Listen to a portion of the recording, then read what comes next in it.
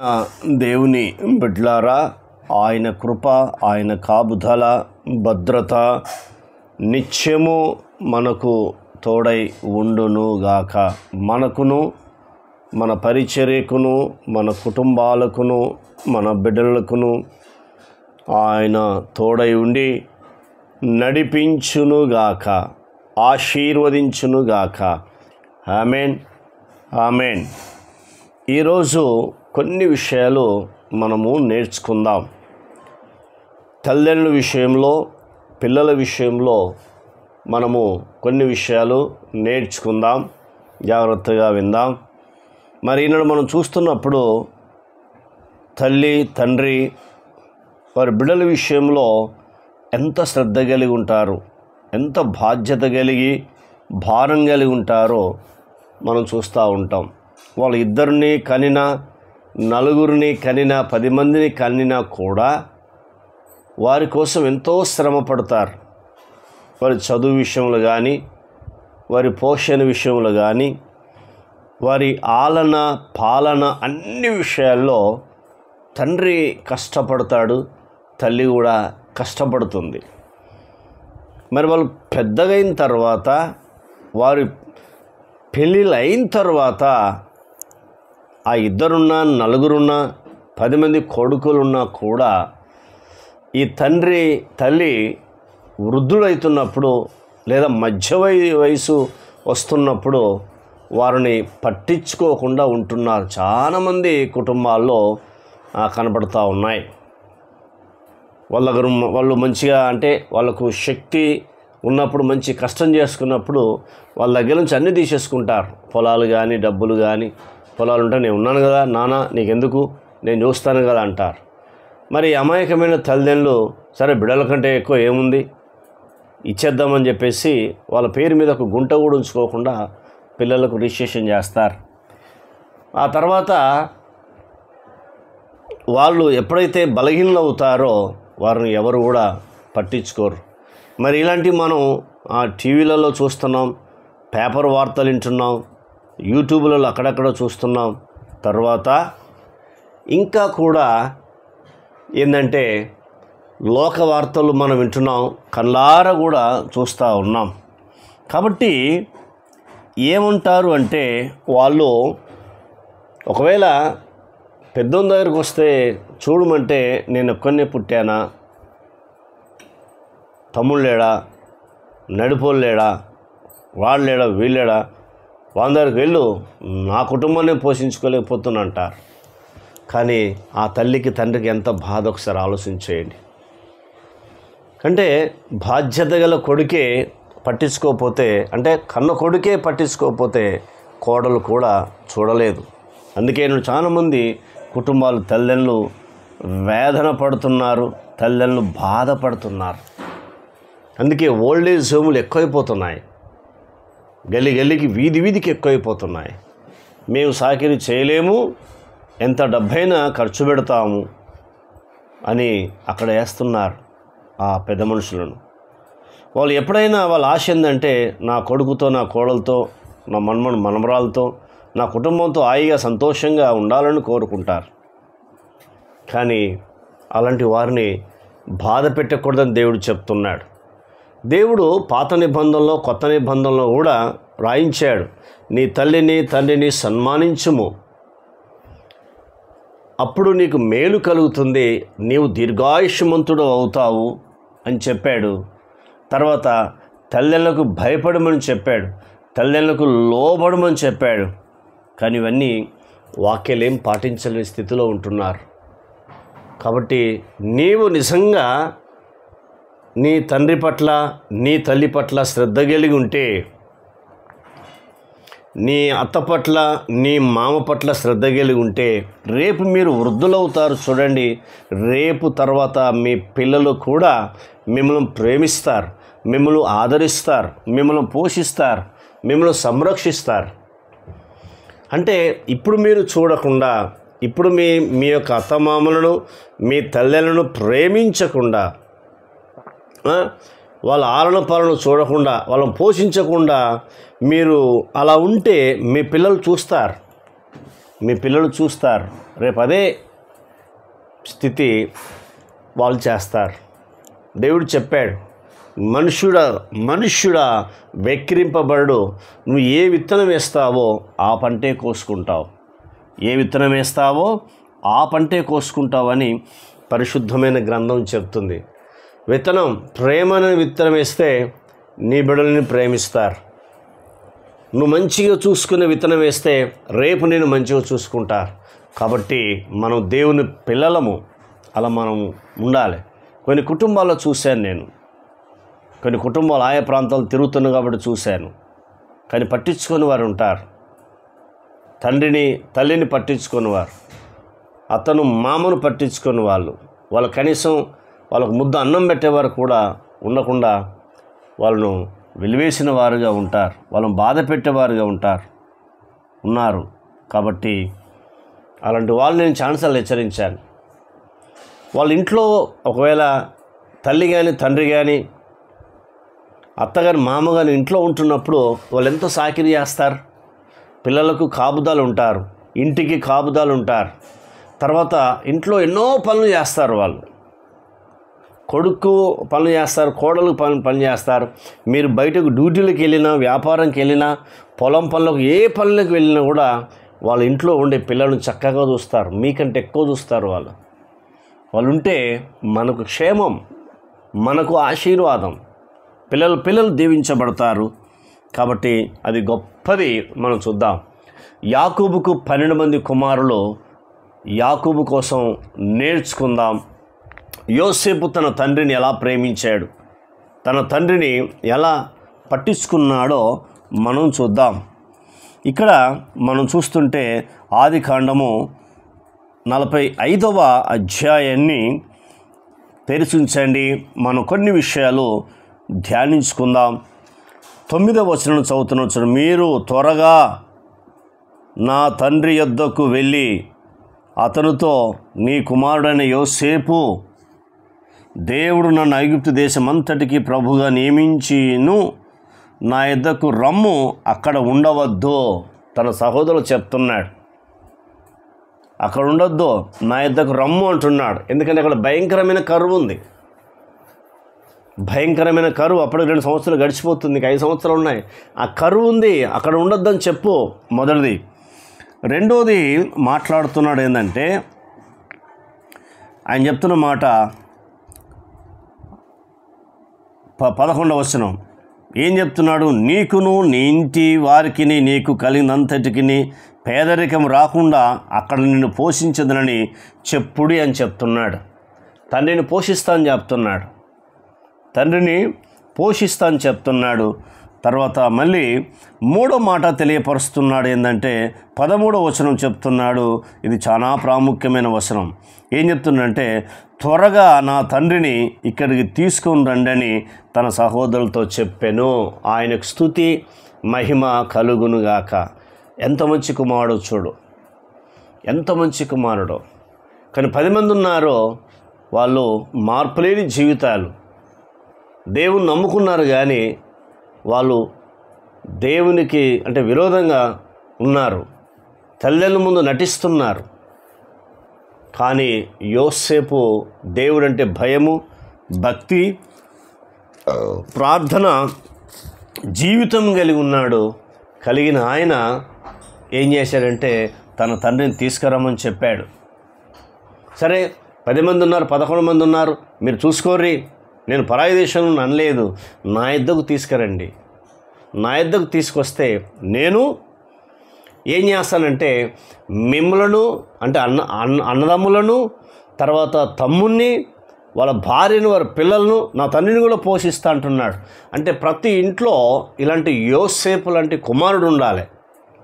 అప్పుడేమవుతుందంటే కుటుంబం ఆశీర్వించబడుతుంది, తన తమ్ములు మార్చబడతారు. అంటే ఇంట్లో 4 కొడుకులు, 2 ఒక్కరున్నా అందరూ అలా ఉండకూడదు. వాడు చూడాలి, వీడు చూడాలి, ఆ మాట రాకూడదు.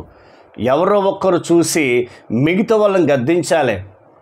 ఏంట్రా నువ్వు తండ్రిని పట్టించుకుంటలేవు, తల్లిని పట్టించుకుంటలేవు, వారు మనల్ని చిన్నప్పుడు చూడలేదా, చిన్నప్పుడు మనకు ఎంత సాకిరీ చేశారు, ఇప్పుడు వాళ్ళకు మనం పోషించవలసిన బాధ్యత మనది అని ఒక్కడు ఆ ఇద్దరిలో ముగ్గురులో హెచ్చరిస్తే ఏమవుతారంటే మార్పు జరుగుతుంది. అప్పుడు కోడళ్ళు కూడా జాగ్రత్తగా చూసుకుంటారు. తర్వాత ఇప్పుడు ఎంత అద్భుతమైన మాటో మళ్ళీ చూద్దాం. 46వ వచనము తెరిస్తే మనం చదువుకుందాం. 46వ వచనంలో ఇప్పుడు వెంటనే 30వ వచనాన్ని మనం చూస్తున్నాం. అప్పుడు ఇశ్రాయేలు యోసేపుతో, నీవు ఇంకా బ్రతికున్నావా? నీ ముఖము చూడదని గనుక నేను ఇంకనూ చచ్చిపోదని చెప్పాను. యోసేపు తన సహోదరులను తన తండ్రి కుటుంబ వారిని చూచి, నేను వెళ్ళి ఇది ఫరోకు తెలియజేస్తానని చెప్పాడు. అంటే 29వ వచనం, యోసేపు తన రథము సిద్ధము చేయించి తన తండ్రి అని ఇశ్రాయేలును ఎదుర్కొనుటకు గోషానుకు వెళ్ళి అతనికి కనబడ్డాడు. చూసారా, తండ్రిని ఎదుర్కొని పోతున్నాడు. తండ్రిని తీసుకెళ్ళి ఆ గోషాన్ అనే ప్రాంతంలో తండ్రిని పెట్టాడు. ఎంత అద్భుతమో చూడండి. తండ్రి సంతోషిస్తున్నాడు. అక్కడేమో కరువుకు అలమటించిపోతున్నారు కానాను దేశం, ఇశ్రాయేల్ దేశంలో. కానీ ఇప్పుడు ఏం చేస్తుందంటే, నానా నేను ఉన్నాను, నిన్ను పోషిస్తాను అని అద్భుతంగా తన తండ్రిని, తన అన్నలను మార్చుకున్నాడు. తన కుటుంబ సభ్యులందరూ మార్చి తన తండ్రిని పోషించాడు. మరి ఇలాంటి యోసేపు లాంటి వాళ్ళు ఉంటే ఎంత అద్భుతమో చూద్దాం. మరి అలాంటి కుమారులు ఉంటే ఆ కుటుంబం ఆశీర్వించబడుతుంది. తల్లిని తండ్రిని నిజంగా సన్మానించాడు. తల్లిని తండ్రిని గౌరవించాడు. విన్నాడు వాళ్ళ మాట, వాళ్ళకు లోబడ్డాడు. అందుకే రాజుగా ఐగుప్తు దేశాన్ని పరిపాలన చేసే మహారాజుగా దేవుడు అతన్ని అభిషేకించాడు. మరి నువ్వు అలా ఉన్నావా? ఉంటే ఖచ్చితంగా ఏ శ్రమని నేం చేయదు, దుష్టుని నేం చేయడు, ఏ తెగుల్ని నేం చేయదు. అప్పుడు దేవుడు నిన్ను ఉన్నతమైన స్థితిలో పెడతాడు. కాబట్టి మన క్రియలను బట్టే మనం ఆశీర్వించబడతాం. మరొక ఆ స్త్రీ గురించి మనం నేర్చుకుందాం. రూతు అద్భుతమైన కోడలుగా ఇక్కడ మనకు ఉన్నది. ఈ మాటలు మనం చూద్దాం. రూతు గ్రంథము 1వ అధ్యాయంలో మాట్లాడుతున్న మాటలు ఎంత అద్భుతమైన మాటలు మనం చూద్దాం. ఈ 16వ వచనం, అందుకు రూతు, నా వెంబడి రావద్దనియు నన్ను విడిచిపెట్టుమనియు నన్ను బ్రతిమాలుకొనవద్దు. నీవు వెళ్ళిన చోటికి నేను వచ్చేదను, నీవు నివసించు చోటే నేను నివసించేదను. నీ జనమే నా జనము, నీ దేవుడే నా దేవుడు. నీవు మృతి పొందిన చోటనే నేను మృతి పొందేదను, అక్కడనే పాతిపెట్టబడదను. మరణము తప్ప మరి ఏదైనాను నిన్ను నన్ను ప్రత్యేకించినడలా. ఎంత అద్భుతమైన సాక్ష్యం చూడండి. రూతు విషయంలో పరిశుద్ధమైన గ్రంథం చెప్తా ఉంది, అద్భుతంగా మాట్లాడుతుంది. అంటే ఎంత చూడు, ఇక్కడ ఆమె జీవితంలో భయంకరమైన కరువు ఉంది. మోయాబు దేశం వెళ్ళారు. వెళ్ళి నయోమి తన భర్త కొడుకులు వెళ్ళారు. వెళ్ళి సమృద్ధిగా వెళ్ళారు, అన్నీ పోగొట్టుకున్నారు. మళ్ళీ ఇక్కడ దేవుడు మేలు చేస్తున్నట్టే మళ్ళీ ఇక్కడికి వస్తున్నారు. అప్పుడు నయోమి వృద్ధురాలు, నీ తోడుకోళ్ళు వెళ్ళిపోయింది, నువ్వు కూడా వెళ్ళిపో అంటే, లేదు లేదు లేదు లేదు, నీతోనే ఉంటాను. నీ జనమే నా జనము, నీ దేవుడే నా దేవుడు, నన్ను ఎందుకు పొమ్మంటున్నావు అని ఏం చేసిందంటే తన అత్త పట్ల శ్రద్ధ కలిగింది. అందుకే చూడండి, రూతు అన్యురాలు, నయోమి యూదురాలు. కానీ నయోమి గ్రంథము దేవుడు రాయలేదు, రూతు గ్రంథం దేవుడు రాశాడు. ఎందుకు రాశాడు అంటే రూతు సత్క్రియలు చేసింది. తన కొరకు ఆలోచన చేసుకోలేదు, తన జీవితం ఏమైపోతుందో అని ఆలోచన చేసుకోలేదు. కానీ తన అత్త కోసం ఆలోచన చేసింది. మరి ఈనాడు కూడా రూతు లాంటి కోడళ్ళు ఉంటే ఆ కుటుంబం దీవించబడుతుంది, ఆ కుటుంబం ఆశీర్వించబడుతుంది. దేవుడు ఉన్నతమైన స్థితి తీసుకొస్తాడు. అందుకే దేవుడు ఆ రూతు గర్భం నుంచే యేసుక్రీస్తు ప్రభువారు ఈ భూమి మీదకి వచ్చాడు. అంత అద్భుతమైన కోడలు మనకు బైబిల్ సాక్ష్యం చెప్తుంది. మన క్రైస్తవ కుటుంబాలలో ఇలాంటి కోడళ్ళు ఉండాలి. అప్పుడు ఆ కుటుంబం ఆశీర్వించబడుతుంది. చుట్టూన్న వాళ్ళు చూసి ఆ కోడలను చూసి నేర్చుకోమ్మా, ఆ కొడుకుని చూసి నేర్చుకోమ్మా అంటాడు. ఇంతకుముందు యోసేపు కోసం చూసాం. యోసేపు అద్భుతమైన కుమారుడు. తల్లిదండ్రులకు లోబడే కుమారుడు, తల్లిదండ్రుల మాట వినే కుమారుడు, మళ్ళీ దేవునికి భయపడే కుమారుడు. మళ్ళీ ఇక్కడికి వచ్చిన తర్వాత రూతు కోసం నేర్చుకుంటున్నాం. తన అత్త పట్ల ఎంత శ్రద్ధ కలిగి ఉంది. మరి ఆ మాట వినగానే ఆమె మాట్లాడుతుంది ఏంటంటే 18వ వచనం, నాతో కూడా వచ్చుటకు ఆమెకు మనసు కుదిరినని నయము తెలుసుకున్నప్పుడు ఏమీ మాట్లాడతలేదు. అంటే ఇప్పుడు తాను చేసిన ప్రతిఫలం, తను కష్టపడి తను పోషించుకుంది, తన అత్తను కూడా పోషించింది. మరి ఈనాడు కూడా నీవు కష్టపడి నీ కుటుంబం పోషించబడాలి, మీ అత్త మామలు కూడా నువ్వు పోషించాలి. వెంటనే దేవుడు ప్రతిఫలం చేశాడు. చూడండి 2వ అధ్యాయం చూద్దాం. 2వ అధ్యాయము రూతు గ్రంథము 12వ వచనం ఈ రీతిగా రాయబడింది, యెహోవా నీవు చేసిన దానికి ప్రతిఫలమిచ్చును, ఇశ్రాయేలు దేవుడని యెహోవా రెక్కల క్రింద సురక్షితంగా ఉండునట్లు అని చెప్పాడు. చూసారా, చేసిన దానికి ప్రతిఫలం పొందుతున్నావని దేవుని మాట బోయాజు మాట్లాడుతున్నాడు ఇక్కడ. అంటే నువ్వు ఏదైతే చేస్తున్నావు, మంచి చేస్తే మంచి ప్రతిఫలం పొందుకుంటావు, చెడు చేసినావు అనుకో చెడు ఫలాన్ని పొందుకుంటావు. అందుకే ముందు చెప్పాను కదా, మనుష్యుడా దేవుడు వెక్కిరింపబడు, ఏ విత్తనం వేస్తావో ఆ పంటే కోసుకుంటావు. ఇప్పుడు రూతు తన అత్త ఎడల మంచి విత్తనం సత్క్రియలు చేసింది కాబట్టి దేవుడు ఆమె విషయంలో మాట్లాడుతున్నాడు ఏంటంటే, నీవు చేసిన దానికి ప్రతిఫలం ఇచ్చును. ప్రతిఫలం ఇచ్చే దేవుడు. అత్తను చూడకు, మామను చూడకు, తండ్రిని చూడకు, తల్లిని చూడకు, అన్నదమ్ముల అక్కచెల్లను చూడకు, యేసయ్యను చూడు. యేసయ్య యొక్క ప్రేమ చూపించు, యేసయ్య యొక్క జాలి దయ చూపించు. అప్పుడు వీళ్ళకి కాదు చేసే సేవ, నేను దేవునికి చేస్తున్నాను అని చెప్పి నువ్వు ఆలోచన చేసినప్పుడు అద్భుతంగా ఏముంటుందంటే, దేవుని నిన్ను ఆశీర్వదిస్తాడు, దేవుని దీవిస్తాడు. నిజంగా ఈయన దేవుని బిడ్డ, నిజంగా ఈమె దేవుని బిడ్డ, నీ విషయంలో దేవుడు సంతోషపడతాడు. అప్పుడు ప్రతిఫలం నీకు వస్తుంది, నీవు నీ పిల్లలు దీవించబడతారు. ఒకసారి మనం ఆలోచించుకుందాం, మనం మాదిరికరంగా ఉందాం. ఒకవేళ వాళ్ళు తల్లిదండ్రులను పట్టించుకోకపోవచ్చు, అత్తమామలు పట్టించుకోకపోవచ్చు, కానీ ఖచ్చితంగా నువ్వు ప్రేమ చూపిస్తే దేవుడు నిన్ను ఆశీర్వదిస్తాడు, దేవుడిని దీవిస్తాడు. ఎందుకంటే దేవుడు చెప్పాడు, కానీ మనం చేద్దాం. దేవుడు చెప్పాడు కాబట్టి మనం చేద్దాం. తీర్మానం చేసుకుందాం. యోసేపు ఆశీర్వదించబడ్డాడు, అద్భుతంగా దీవించబడ్డాడు. భయంకరమైన శ్రమల్లో, కష్టాల్లో, నిందల్లో వెళుతూ దేవుడు అతను దీవించాడు, ఎందుకంటే సత్క్రియలు చేశాడు. అలాగే రూతు కూడా భయంకరమైన శ్రమలో, భయంకరమైన కరువులో ఉంది. దేవుడు ఆమె చేసిన దానికి ప్రతిఫలం ఇచ్చి ఆమెను ఆశీర్వదించాడు. ఏ పొలంలో పరిగేరుకుందో ఆ పొలానికి యజమానురాలుగా దేవుడు చేశాడు. ఆయనకు స్తుతి కలుగునుగాక. ఆమేన్, ఆమేన్. నీ యొక్క స్థితిగతులు కూడా మారుస్తాడు. నీ పనిలో లేదు ఆశీర్వాదం, నీవు చేసే సత్క్రియలు, నీవు చేసే మంచి పనులను బట్టి దేవుడు నిన్ను ఆశీర్విస్తాడు. దేవుని బిడ్డలారా, మనం చేసే పనులు లేదు ఆశీర్వాదం, మనం చూపించే ప్రేమలో ఉంది ఆశీర్వాదం. యేసయ్య మన కొరకు ఈ లోకానికి వచ్చాడు. మన పాపం, మన రోగాలు, దరిద్రతను కలువరి శిలువలో మోసి ఆయన మన కొరకు చనిపోయాడు, మన కొరకు సమాధి చేయబడి తిరిగి లేచాడు. సత్క్రియలు చేసేవారు నిత్య జీవం పొందుతారని మనకు బైబిల్ చెప్తా ఉంది. సత్క్రియలు చేసేవారే నిత్య జీవం పొందుతారని పరిశుద్ధమైన గ్రంథం చెప్తుంది. నిత్య జీవం అంటే అర్థం ఏంటంటే, యేసు క్రీస్తు ఉండే లోకములో నీవు నేను ఉంటామని మనకు రోమిలు రాసిన పత్రిక 2వ అధ్యాయములో మనం చూస్తే 7వ వచనము రాస్తా ఉన్నాడు. చూడండి, నేను చదువుతాను. సత్క్రియను ఓపికగా